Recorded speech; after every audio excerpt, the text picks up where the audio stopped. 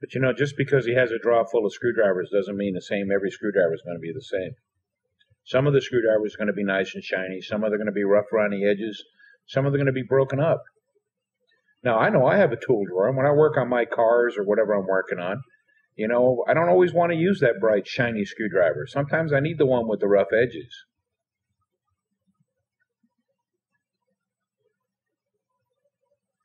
Maybe it has rough edges because I've used it in the past on rusty bolts.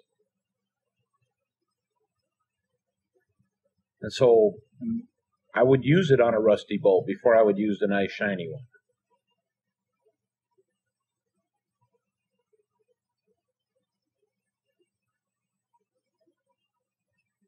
And sometimes, you know, when a straight slot screwdriver gets so broke up, it's not good anymore for being a screwdriver. It makes a pretty good pry bar.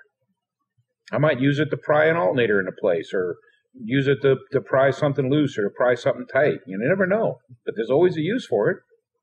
It's my screwdriver. I own it. I keep it in my drawer. I keep it clean. And from time to time, I'll pull that old screwdriver out and put a new edge on it, run it across the grinder and put a new edge on it.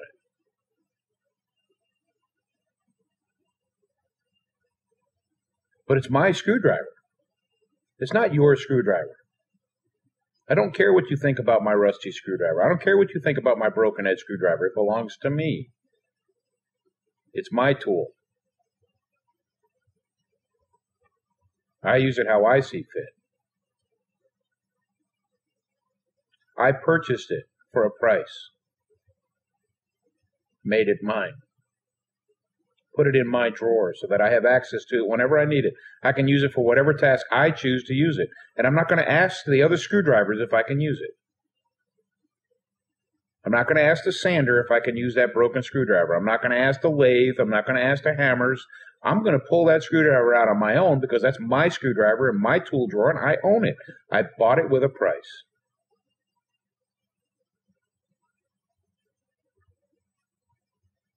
Heck, I had a nut driver one time.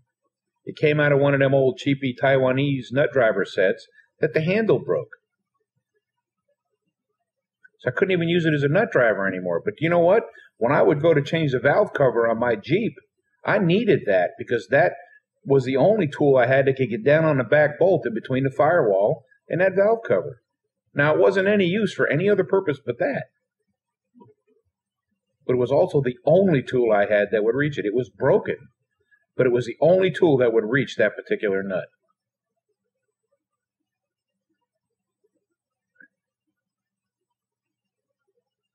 And if I had lost that particular, I'd have to break another one. I'd have to make another one just like it to reach it because nothing else would reach that nut. But all the other nut drivers in my toolbox had handles. All of them were always clean. I always kept them all clean.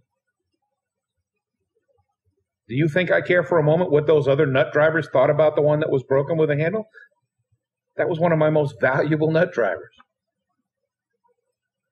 But to open up the tool drawer, yeah, now we're running machine gun drills too. You might hear that on the background. Before they go out the entry control point, they shoot their guns to make sure that they're operational.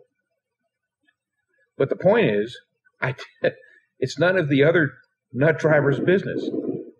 Now, if someone else was to come in to look into my tool drawer, it's none of their business that I have that nut driver in there. They don't know the history. They don't know what I use it for. They don't know the significance of it because it belongs to me. I bought it for a price. It has value to me because I say so. How is God any different with us?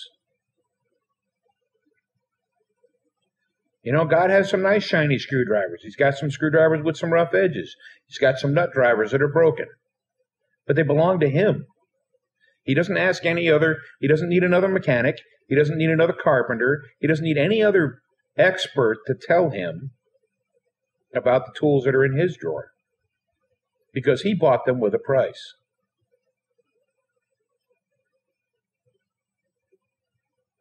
Jesus purchased us for a price. Brother Joe Bob, Brother Mike, Sister Sue, Pastor Gregory,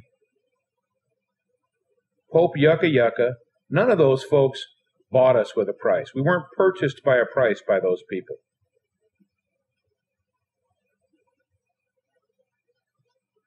So does that mean that that shiny screwdriver sitting next to the rough screwdriver won't illustrate the fact that the other screwdriver's rough? Well, yeah, if I look at a perfect screwdriver and I look at the rough screwdriver, for sure, I can tell that the screwdriver's rough.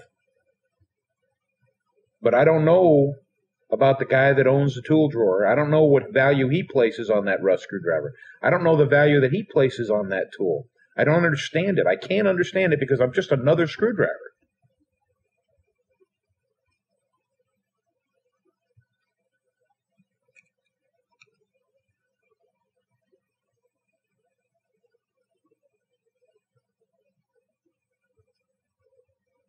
Then you got the Christians. You got Christians that they want to be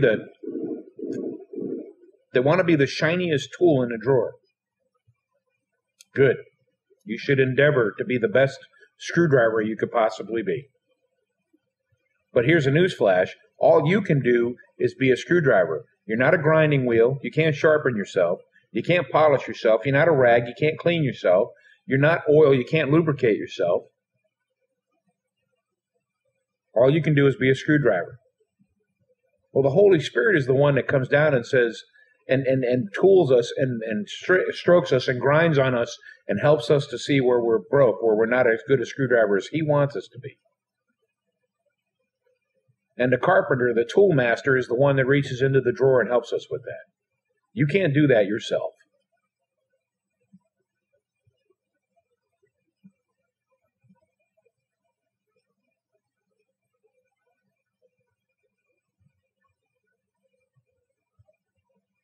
Christians will give you 50,000 reasons why you can't be a witness.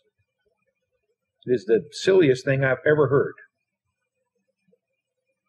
I got news for you. If you truly belong to Jesus Christ, if you are saved, and trust me, only you and God will know if that's true. All right? Your fruit might tell me that stuff that you do that demonstrates your relationship with God will tell me whether or not I can choose to hang around with you.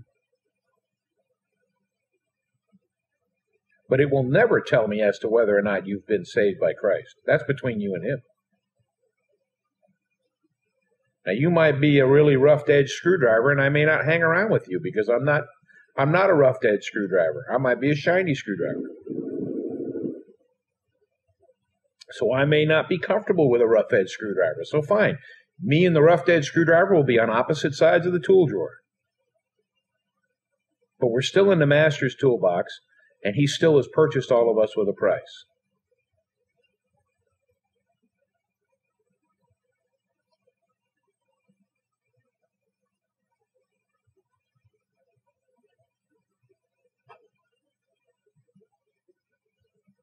The only one that determines whether or not you're in the Master's tool drawer is the Master.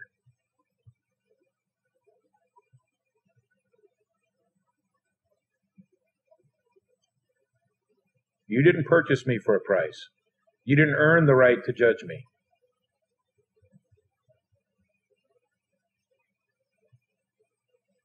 You did earn the right to look at my fruit to see if my works and stuff are of Him. You did earn that right. You can do that. You can also decide whether or not I'm somebody you'd rather have fellowship with or not. That's fine. You can choose to do that too. If God has given you a gift, you can also teach me. Christians should listen to everyone that talks to them.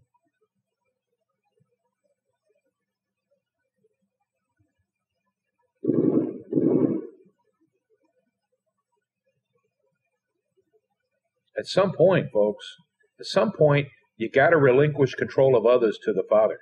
They belong to Him, not you. Teachers, you better teach.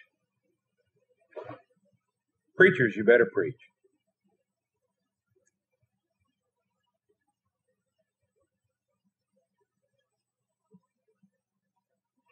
All them gifts. You better do exactly as you're called to do. God is counting on you. Don't you start swinging that judgment stick around. It's liable to beat you to death. What a miserable existence that is.